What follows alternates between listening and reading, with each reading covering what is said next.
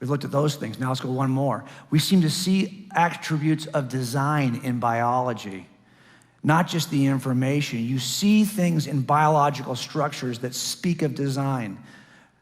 I had a case one time, it was just on Dateline about 2 months ago.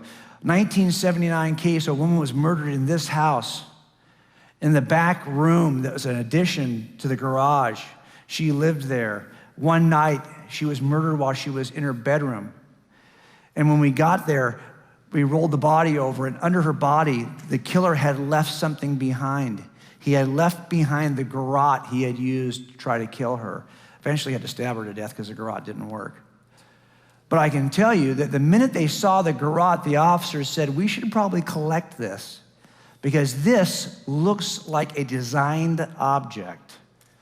Because this could be explained by some accident or some piece that came off the tree next to her bed or some piece that came off the bed itself. But no, there's something about this that shows something we recognize. It's an artifact.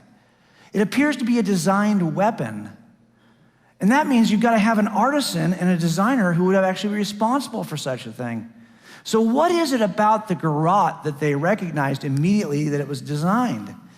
Philosophers and thinkers have been thinking about this for a long time. There are some good ones out there. I take a slightly different approach. It's a cumulative approach. Remember, the more pieces that point to the same inference, the more reasonable the inference. So when it comes to this garrote that was used to kill this woman, I think I see 8 things.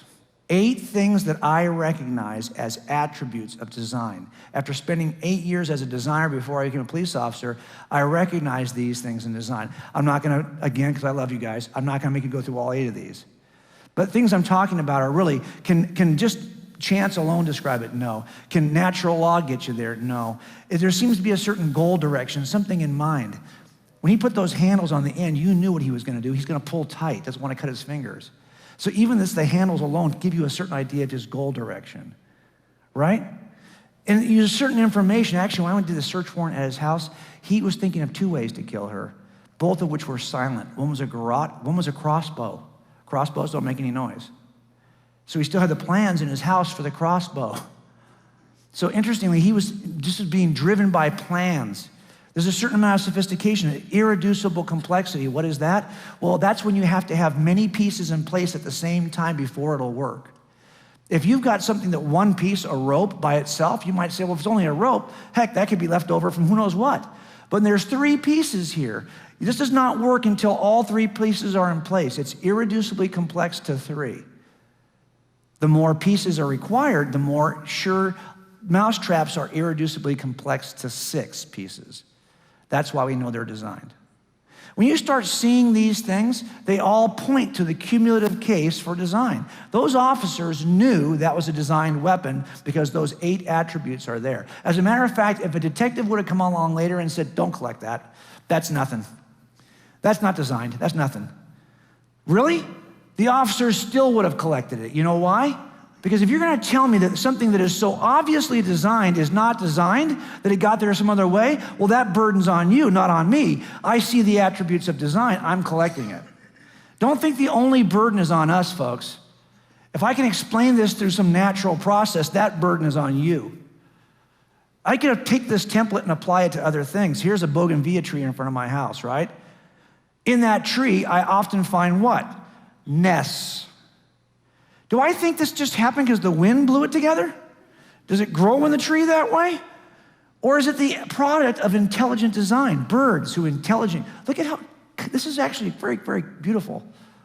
It's got the thicker things on the outside.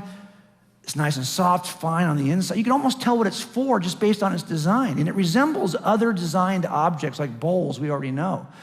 Now you might say, well, I don't see a certain informational dependency. I don't need DNA to get that. And I don't see a certain, fine.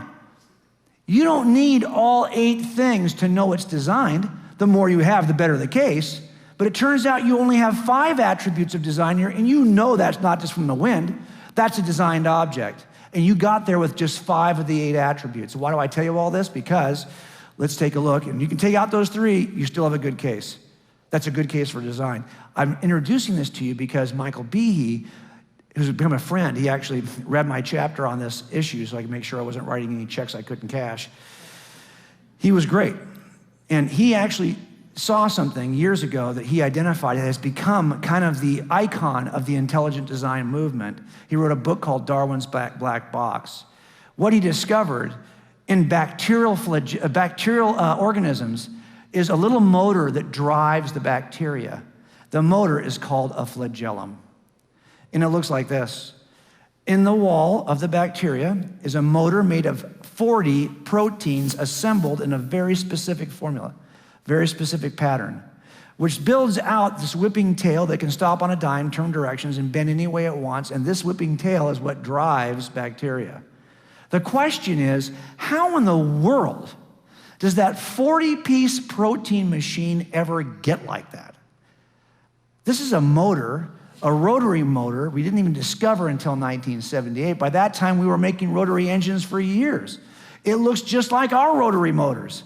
Yet we're going to ask the question, can I get this through by staying inside the room? Through some natural process of law? Or do I have to go outside the room to get this? I think we see the same 8 things. I do a whole presentation where I just talk about what these 8 things, I'm not going to do that to you. But the point is, we have at least 6 of these things. Even if you're going to say, I don't see 2 of them, fine. I think I actually are there. This is enough for me to infer design about that motor. It's kind of like this. If I was to take you out in the woods and I said, wow, we discovered this stand and a motor on it, would you say, look what the wind blows. This is a great, look what grows in these woods. No, you would know immediately this is not part of that environment because you recognize, again, that it's not natural. It's a product of design. Why? Because there are a number of attributes which you assign to this. It turns out biology is filled with molecular machines just like this. And this is why the famous atheist Richard Dawkins says it this way. He says that really biology is the study of complicated things that give the appearance of having been designed for a purpose. So even he recognizes that this is stipulated. This is what you see. And Richard Dorrit says, these are both atheists. Here's what Robert Dorrit says it this way. The apparent fit between organisms seems to suggest some higher intelligence at work, some supervisory gardener bringing harmony and color to the garden. That's the problem. So how do I explain that motor naturally by staying in the room? Some have suggested, well, maybe it evolved from a slightly less complicated thing called a type 3 secretion system. That type 3 secretion system does look a lot like the motor, doesn't it? It is dramatically different in function. It may look like the motor, but it has nothing similar to what it actually does, the motor does. Here's the other problem. This is a 30-piece designed object. It has all the attributes of design we see in this one. The question I have is, how did this one come about? If you think we got from 0 proteins to 30 to get this, can you please show me the pathway from 0 to 30? Because remember, in biology, if evolution is true, you got to have a 1 protein thingamajiggy that helps the organism, that survives and passes on, till then it becomes a 2 protein thingamajiggy, then a 3 protein thingamajiggy. You got to show me a pathway, a functional pathway from 0 proteins to 30 to get this. Then you got to show me from 30 to 40 to get this. Guess what? No one can find that. And there's no remnant in the biological systems of anything along the way. And now evolutionary biologists are more inclined to say, you know what? I can't get this from this, but this may have de-evolved into this. Because they know how hard it is to go in the other direction. It's much easier to get broken Lego pieces than to shake the Lego machine, the Lego box, and get all the pieces to come together. It's easier to break them apart.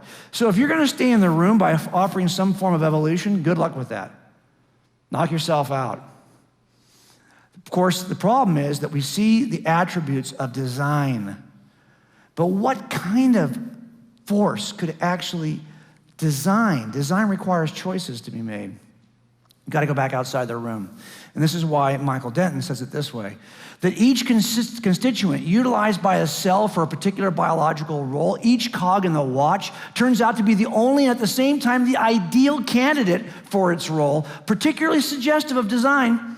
Moreover, there's simply no way that such prefabrication could be the result of natural selection. But if there is something that is capable of designing on the outside, that might explain it.